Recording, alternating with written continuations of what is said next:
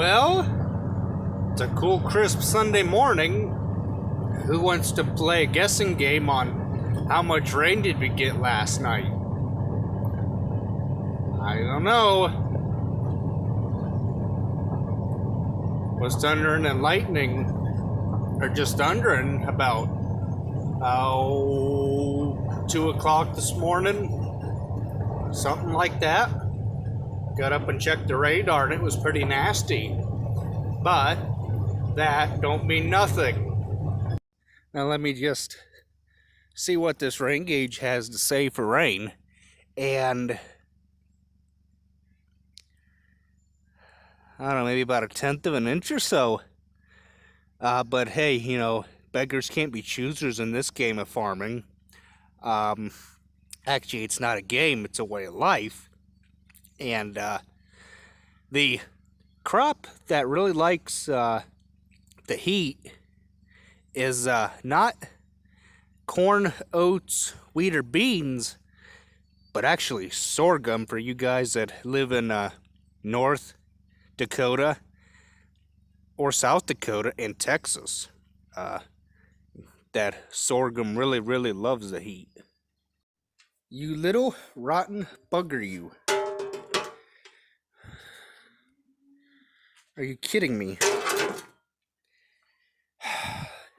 I swear, he just comes out of his hole, right there, just enough to make a mess, and not even go near the trap, which is baited and set and ready to go.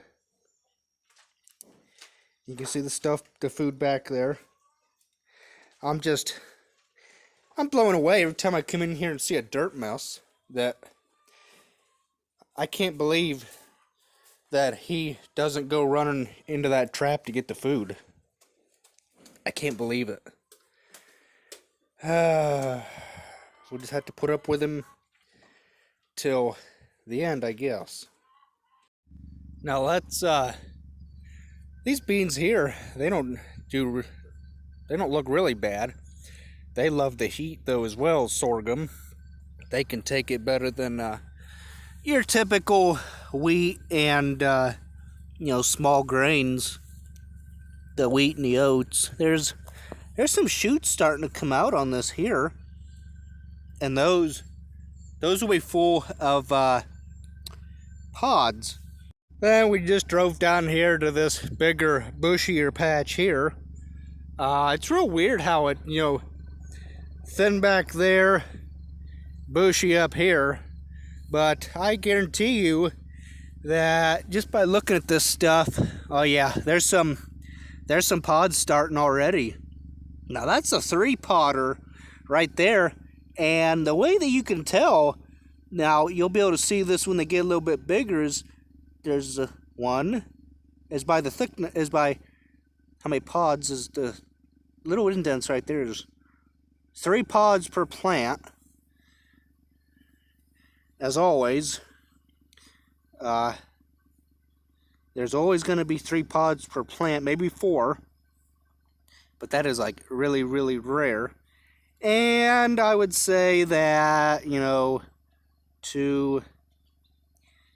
3, and then 4, 5, 6, 7, 8, 9. So what's that? 9 times 3 is 27. So there's already 27, soybeans on this particular plant. That is a lot of soybeans, just by doing some real quick math. So yeah. Now those are our double crop beans over there. They're not going to be ready until, I would say, the middle to end of October, just because I looked back in one of my videos last year and we were doing first round beans, as I'll call them, first round beans, middle beginning, middle, end of September. Or I don't even think it was the beginning of September. It was more or less the middle to the end of September. But this field here, it ought to do good. They're nice and full all the way down. Like I said, up there by the house, some of them were just, starting to come on. So, I mean, these are a little bit bigger. Again, 3 pods per plant. And, there's some real little ones up here starting to come on too. This one here only has 2. Some of them got only 2 and some got 3. It just all... And then too, you got to factor in the variety of the plant and the output and stuff like that. Yeah, that's just loaded. Look at that. Just loaded with beans. That's going to do really, really good. Actually, when they're nice and bushy like this is when the whole field, or at least a good portion of it, is going to do good. That is really thick over there. That and right there where I was blading that dirt off the other day. Wow, was that thick. Love it. Guess I spoke a little bit out of proportion here. Right where this tree line is, the first, 50 foot, 40 to 50, crops don't usually do that well. Once you get out in the middle, because there's trees here, and the trees, they suck all the moisture out of the crops and that, allowing the crop output to not be as good as back there behind me.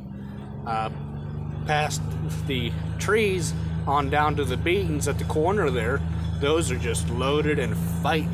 They're gonna be, I know them down there are gonna be fighting to get in the feeder house. I know that for a fact. I want to just run up here and look at these beans up on the hill real quick before I get headed home again and get ready to go to church at 11 o'clock. So I'm kind of curious to see how this other field here looks. This one here don't look too bad. They're gonna do average. They're not gonna do superb, but they'll be average. And then this field up here too, it's gonna do all right, I think, because there's no trees on this end of the field, just a driveway to no trees to suck the moisture out of the crop. But over that way there, it's probably not going to look the greatest. I couldn't tell you what these beans are going to do bushel to the acre wise. I am not that sophisticated in guessing that far out in advance, but I am making a hypothesis, an educated guess, saying that the beans will do average. I don't think they'll do anything less than that. Now, do I think the corn will make a recovery out of this? I think it will. It isn't looking good, but I think that, little bit of rain that we got will help the corn just a little bit. We could have used like an inch of rain, but again, not all at one time. Little, spurts here or there, just to help make, matters. And looks like we've had some activity right here. Some deer got into it or something, or what. But I can already see that even though that's a short ear, or no, you know what that is? Them stupid deer come and they ate the thing right off. I can, they didn't eat these, but no, these ears are nice and full for, the deer. They just came in, just chomped that right off right there. and just started eating away. And just like this over here, they did the same thing. I don't know what happened here, why this one's all, oh, that's got a disease. That's not good. Uh-oh. What the heck? Well, oh yeah. This ain't good. What the heck? Wow. That's just... And that one feels alright, but yeah, them two, and oh, that's... What the heck? I've never seen it before. Yeah, they just...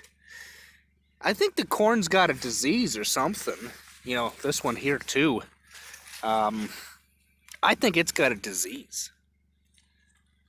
That's my only assumption. Hi cows, you're doing well. I don't know how well this is gonna come out, but you see them? Them are them pesky four-legged critters that we don't like on the farm. They're pulling the hayseed right out of the ground. Look at them all. They're all lined up out there. The hay didn't even get a chance to grow hardly. They're out there pulling it out, being a pain in the butt. That's weird how that corn back there just got all bloated. This stuff here, you know, when there's silk on it, there's kernels on it. So that's one good thing. It's not all bloated like that other stuff. They're gonna, you know, the corn's not too tall, but it's, you know, there. And then that way down there, it, you know, I don't know if it's gonna come back or not, but it, you know, this dry weather we've had just killed it. And, you know, like I said, we just be thankful for what we got, and we'll just have to try and make the best of it. So, just a little crop update for today, and see what else we get into.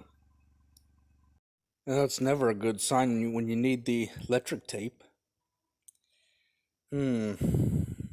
Now what am I getting myself into? That was about an easy, you know, $4, $5, $6 fix.